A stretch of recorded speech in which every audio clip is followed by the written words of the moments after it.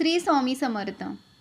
तुमच्या मनात कधी हा विचार आलाय का की जो माणूस दिवसभर खोटं बोलतो, दुसऱ्यांना फसवतो, जो अधर्माच्या वाटेवर चालतो, त्यांच्याकडे मात्र लक्ष्मी लोळण घेते. त्यांच्याकडे अलिशान गाड्या आहेत, बंगला आहे, संपत्ती आहे, आणि दुसरीकडे तुम्ही जे रोज देवाची पूजा करता, कोणाचंही मन दुखवत नाही, कष्टाने पैसा कमावता, तरीही तुमच्या पदरी फक्त संघर्ष आणि गरिबीच का? का तुमचं देवावरचं श्रद्धास्थान डळमळीत होत आहे? का तुम्हाला वाटतंय की देव अन्यायी आहे? थांबवा हा विचार, कारण आज मी तुम्हाला ते गुपित सांगणार आहे जे खुद्द महादेव शिवशंभूंनी माता पार्वतीला सांगितलं होतं. हे ऐकल्यावर तुमच्या डोळ्यातून पाणी येईल आणि तुमच्या जगण्याचा दृष्टिकोन बदलेल.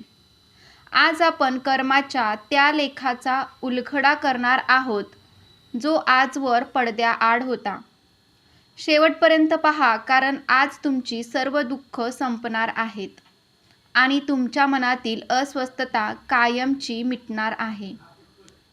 नमस्कार मित्रांनो, कृपादृष्टी चॅनेलवर तुमचं स्वागत आहे. आज एका अशा विषयावर बोलणार आहे ज्याने लाखो लोकांच्या मनात गोंधळ घातला आहे. अनेक भक्तांच्या, अनेक जणांच्या मनात असा विचार येतो, आमचा शेजारी इतका वाईट वागतो, लोकांची फसवणूक करतो, तरी तो श्रीमंत कसा? त्यांची मुलं चांगल्या शाळेत जातात, तो परदेशात फिरतो, आणि आम्ही स्वामींची इतकी सेवा करूनही अजून भाड्याच्या घरात का? का आमची मुलं आजारी पडतात? मित्रांनो, तुमचे हे प्रश्न चुकीचे नाहीत, पण तुमची समजूत थोडी अपुरी आहे. आपण फक्त तेच पाहतो जे आपल्या डोळ्यांना दिसतं, पण देव ते पाहतो जे काळ लपवून ठेवतो. आज आपण शिवपुराणातील त्या अत्यंत पवित्र आणि रहस्यमय प्रसंगाकडे जाणार आहोत, जिथे माता पार्वतीने कैलास पर्वतावर महादेवाला हाच प्रश्न विचारला होता, जो आज तुमच्या मनात आहे. आजचा हा व्हिडिओ केवळ माहिती नाही, तर तुमची स्वामींवरील श्रद्धा पुन्हा जिवंत करणारा एक मिरॅकल ठरणार आहे. जर तुम्हालाही मनापासून वाटतं की स्वामी किंवा महादेव तुमच्या पाठीशी आहेत, तुमच्या कष्टाचं फळ तुम्हाला नक्की मिळेल, तर आत्ताच कमेंटमध्ये जय श्री स्वामी समर्थ किंवा ओम नमः शिवाय लिहा. चला तर मग व्हिडिओला सुरुवात करूया. महादेव माता पार्वतीला हसत म्हणतात, हे देवी, माणसाला या जन्मात जे मिळतं ते त्यांच्या केवळ या जन्माच्या कर्माचं फळ नसतं. हे सृष्टीचं चक्र खूप मोठं आहे. भक्तांनो, हे नीट समजून घ्या. आपण जेव्हा म्हणतो की एखादा पापी माणूस श्रीमंत आहे, तेव्हा आपण विसरतो की आत्मा अमर आहे आणि तो अनेक जन्माचा प्रवास करून इथे आला आहे. समजा एखादा माणूस बँकेत 10 कोटींची फिक्स डिपॉझिट ठेवतो आणि नंतर तो माणूस खूप वाईट वागायला लागतो, लोकांना शिव्या देतो, चोरी करतो, तरीही बँक त्याचे पैसे कापणार नाही, कारण ते त्याचे पूर्वीचं जमा केलेलं आहे. जोपर्यंत त्या 10 कोटीचं व्याज आणि मुद्दल संपत नाही, तोपर्यंत तो श्रीमंतच राहणार. अगदी तसंच हे प्रारब्ध असतं. जो माणूस आज पाप करतोय, पण कदाचित त्याच्या मागच्या जन्मी त्याने इतकी पुण्यकर्म केली असतील, इतकी दाने केली असतील की त्या पुण्याचा डोंगर अजून कोसळलेलाच नाही. जोपर्यंत ते पुण्य संपत नाही, तोपर्यंत माता लक्ष्मी त्याच्याकडे राहण्यासाठी बांधील असते. नाशिकमधील एका जुन्या भक्ताचा अनुभव सांगते. एक खूप मोठा कापड व्यापारी होता. तो माणसांना अत्यंत तुच्छ लेखायचा, मजुरांचे पैसे बुडवायचा. लोक त्याच्याकडे बघून म्हणायचं, देव नसेलच असता तर याला कधीच धुळीला मिळवलं असतं. पण त्याच शहरात एक वृद्ध संत राहायचे. त्यांनी एका भक्ताला सांगितलं, बाळा, हा व्यापारी आज जो माज करतोय तो त्याच्या मागच्या जन्मीच्या कर्मामुळे आहे. मागच्या जन्मी हा एक अत्यंत गरीब लाकूड तोड्या होता. पण त्याने स्वतःचं अर्ध जेवण एका भुकेला साधूला दिलं होतं आणि स्वतः उपाशी राहिला होता. त्या एका कर्माच्या पुण्याने आज तो या गादीवर बसला आहे. आणि भक्तांनो, विधात्याचा न्याय बघा. बरोबर 5 वर्षांनी त्याचा त्या पुण्याचा साठा संपला. एका चुकीच्या गुंतवणुकीत त्याची सर्व संपत्ती गेली. त्याला अर्धांगवायूचा झटका आला आणि ज्या मजुरांना तो हिणवायचा त्यांच्याच दयेवर त्याला जगावं लागलं. अंगावर शहारे येतायत ना.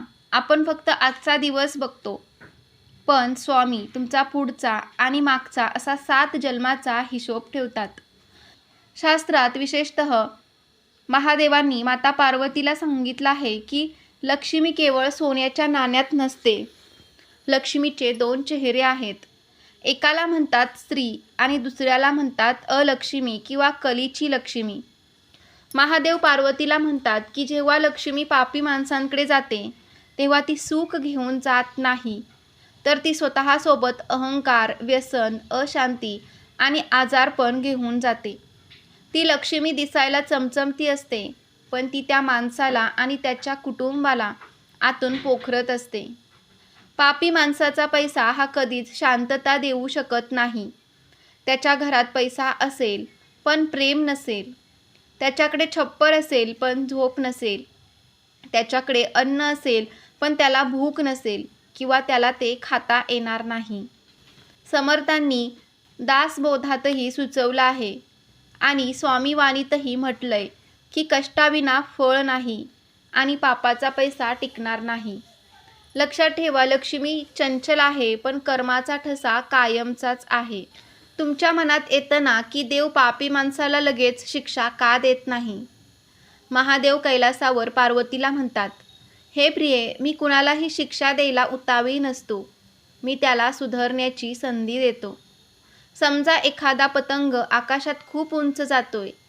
आपल्याला वाटतं की तो स्वतंत्र आहे, तो वाऱ्याशी खेळतोय, पण त्याची दोरी खाली कुणाच्या तरी हातात असते. देव पापी माणसाला खूप उंच जाऊ देतो.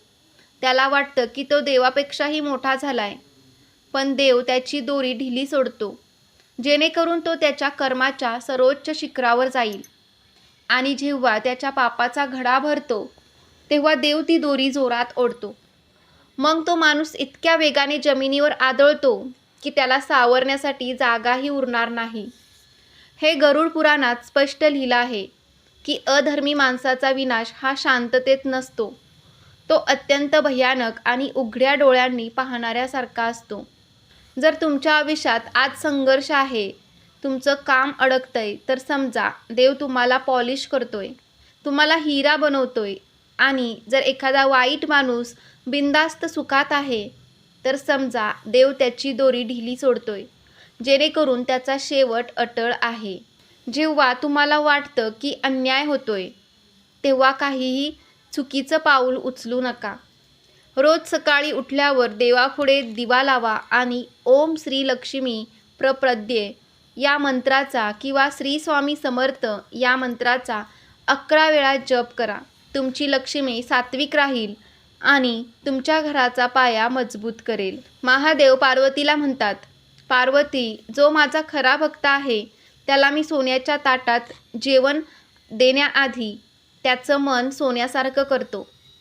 तुम्हाला पैसा का मिळत नाहीये? कारण कदाचित तुम्ही अजून तयार नाही आहात. समजा एका 5 वर्षाच्या मुलाने मागितलं की मला तलवार हवी आहे, तर बाप त्याला ती देईल का? नाही, कारण ती त्याच्यासाठी घातक ठरू शकते. तसेच देव तुम्हाला श्रीमंत करण्याआधी तुमची पात्रता तपासतो. तो बघतो की जर उद्या तुम्हाला करोडो रुपये मिळाले तर तुम्ही गरिबांना विसरणार तर नाही ना? तुम्ही स्वामींची सेवा सोडणार तर नाही ना? पापी माणसांकडे लक्ष्मी लवकर येते, कारण देवाला माहीत असतं की हा कधीच सुधारणार नाही. म्हणून त्याला या जगाचं क्षणभंगूर सुख देऊन देव स्वतःला त्याच्यापासून लांब करून घेतो. पण तुम्ही देवाचे लाडके आहात, म्हणून तो तुम्हाला प्युरिफाय करण्यासाठी लावून सुकावून काढतोय. मित्रांनो, विचार करा. रात्री शांत झोप लागते ना? ताटात जे काही आहे ते गोड लागतंय ना? मग तुम्ही जगातील सर्वात श्रीमंत व्यक्ती आहात. ज्याला 10 लाखाच्या बेडवर झोपण्यासाठी गोळ्या घ्याव्या लागतात, तो श्रीमंत असूनही भिकारीच आहे. पटतंय ना तुम्हाला? गरुड पुराणात एक खूप भयानक पण सत्य गोष्ट लिहिली आहे.